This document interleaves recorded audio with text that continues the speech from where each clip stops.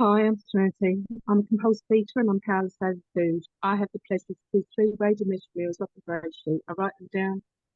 I surrender them to my sponsor. So I don't eat anything in between, no matter what. God and abstinence are the most important things in my life, without exception. Without either of them, I would not have a life to be right now. I'm grateful that 6th of this month I um, got 9 months of back-to-back GreySheet abstinence, one day at a time. And it is literally by the grace of God. I don't write anything down, don't prepare what I'm going to say. I've got no idea what's going to come out of my mouth. I just praise to God, let me say what needs to be said. Thank you. Oh, all I can see is there at the moment, because otherwise you'll all disappear again, my friends. So, what can I say? I feel like every one of you in these boxes, I know different Sorry, levels. Serenity, I'm just going to interrupt. Sorry, as the moderator, I think we're having a hard time hearing you. Maybe your bandwidth is shrunk.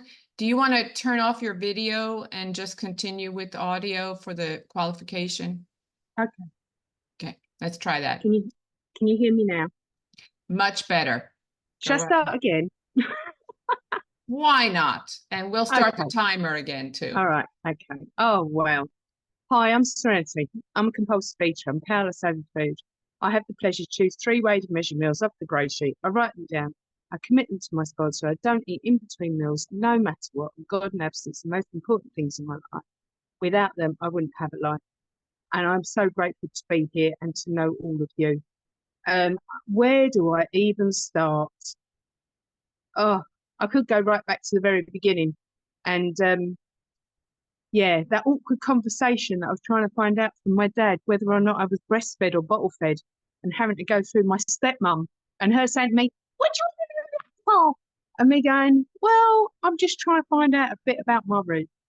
And lo and behold, I was bottle fed. I don't know what was in that bottle, but it was my comfort. It was my everything. It was my all. And and it continued. And life just became a battle with food. Um, it was my comfort blanket. It was my soother. It was the love that I didn't receive from elsewhere. So to put it down, I was in another food fellowship for 17 years before I found GreySheet. In and out. I remember going to a workshop at the beginning of lockdown and writing about my 9 comebacks of just the ones that I could remember. Um, and the significant ones where I sat in a meeting saying, "That's it, I'm done, I'm never coming back again." And at the end of the meeting, it was like tumbleweed. No one spoke to me, no one made eye contact, and I just left that room thinking, well, they really didn't want me there anyway. But it was all about me. And I wasn't ready. I wasn't ready. I needed that food to get me through life because I didn't know any other way. And even when I put the food down, and I have in times in the past, I'd on my own 17 months of basically sheer bloody mindedness and willpower of um, watching what I was eating and exercising and losing the weight, um, and getting to the end of it and admitting to someone going, "I've lost the weight, but I haven't sorted out my head. I know that this stuff is still going on in there." And going out on that first date and someone commenting on my stomach and thinking, what's the point? I went straight back into the food and was off again. And I know that I put all the weight back on a hell of a lot quicker than what it took to say, come off. And there was always some extra. Um, and I was always either looking for a quick fix or anything else in the world to change the way that I felt. And that, I suppose, it brings me up until lockdown, when I know I shared recently in a meeting to say that I was in another fellowship to look at some of my childhood, and I shared my step one with a group of about 12 other ladies.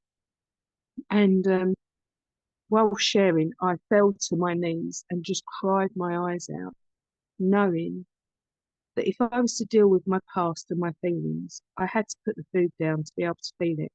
Because without feeling anything, I was just numb. I was just like stone. So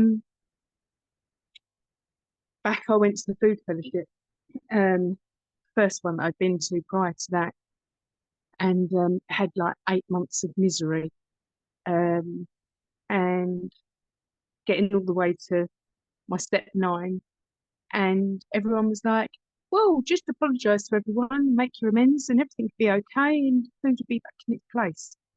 And I, the only way I can describe it is I was wrapped in a duvet that was so tightly restricted that it was full of shame. And after 5 days, I just wanted to kill myself. I didn't know where to turn, what to do. And my sponsor at the time in the other fellowship was going, "Well, now you're just going to have to watch your weight because people in those squares are going to be watching you, Serenity. And if you're not losing weight, it's a bit like that reflect back on me as being your sponsor.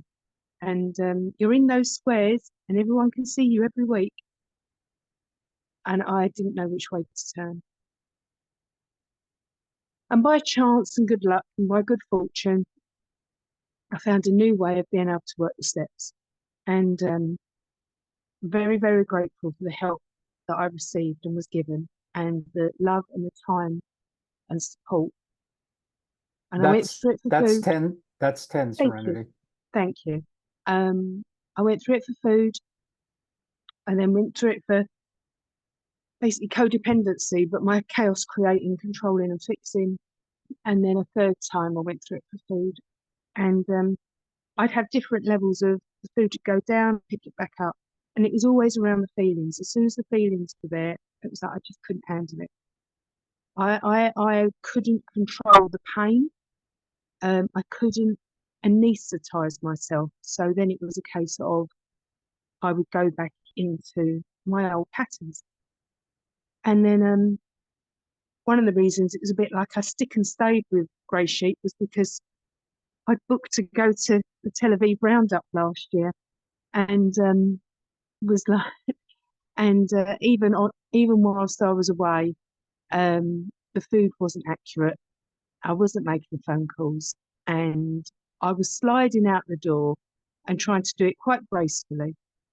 The one thing that did occur on that trip away was we went on a day trip, and we were offered to be baptized in the River Jordan.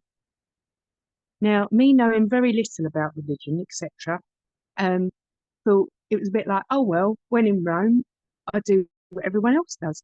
And yeah, I think out of our coach, there was only 3 of us that went in that water, me being one of them. And all I'm going to say, I do believe a miracle happened that day. I might not have been abstinent, but my higher power was there.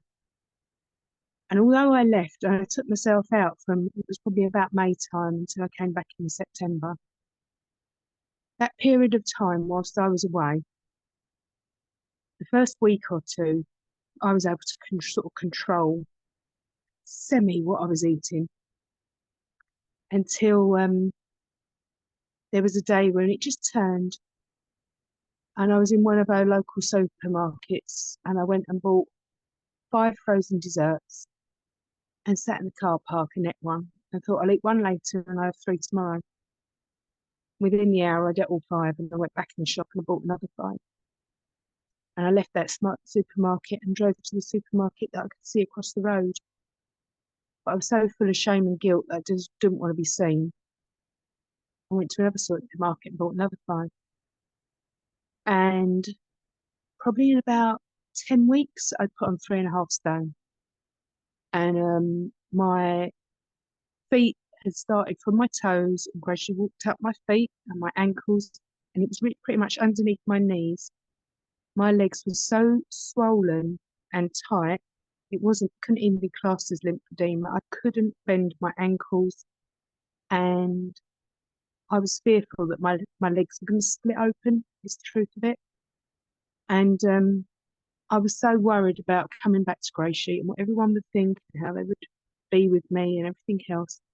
And for me, there was just that little tiny chink that I thought there's someone that I know and I'm going to give her a call and see whether or not she could help me out.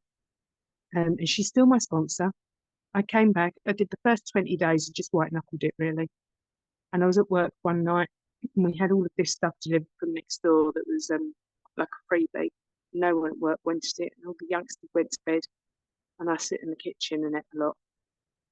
And it was like I was eating it, and as I was doing it, I might as well have been punching myself in the face at the same time because it was like do or die. And the next day when I rang my sponsor, my surrender was, I didn't think getting on my knees was going to be enough. I laid flat on the floor with my face on the floor with my phone next to me, muffling to her, I'm done. I'm absolutely done. I cannot,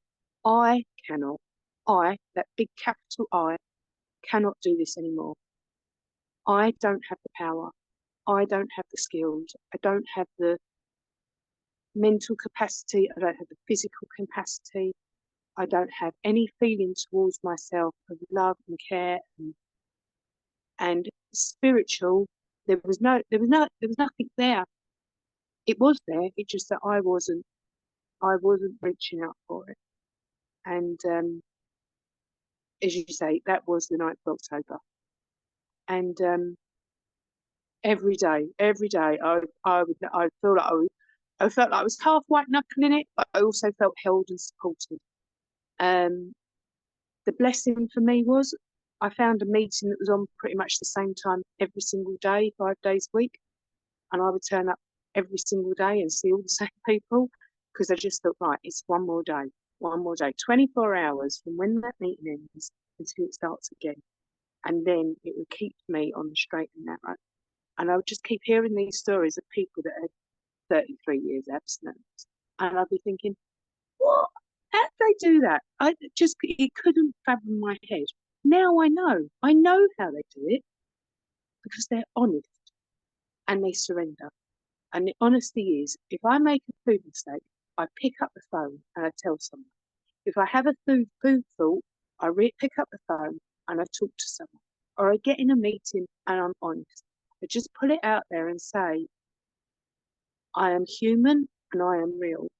Because all the time that I'm fake and a phony and a pretend, I might as well be back out there in the supermarket buying what I feel is going to fix me next.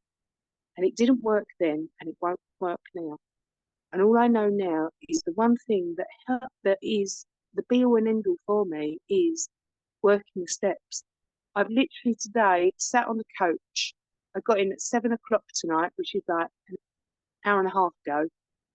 I've just spent 22 hours coming back from Edinburgh. And I sat on the coach on the way home, writing out all the answers to my step 12. And by the grace of God, I can sit here and say that I'm abstinent. I know that I'm not lying.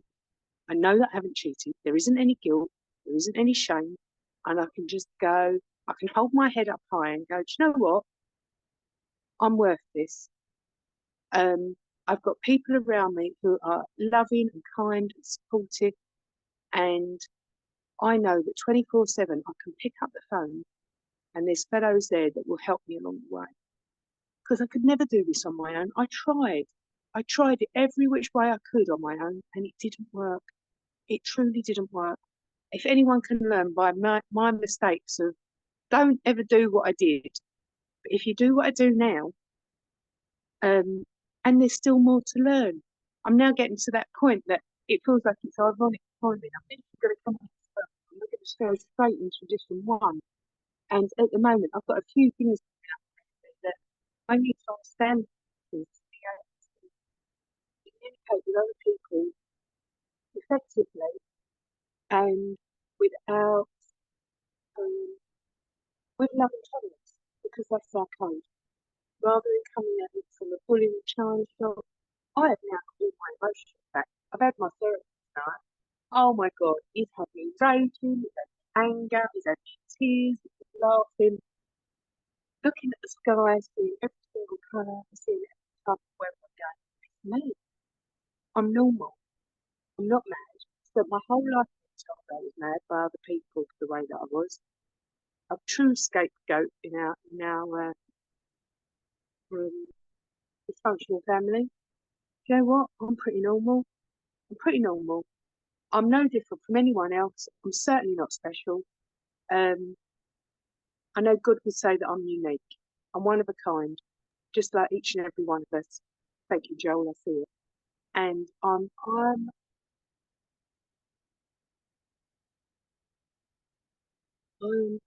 I am relieved. I can't even put it into words. I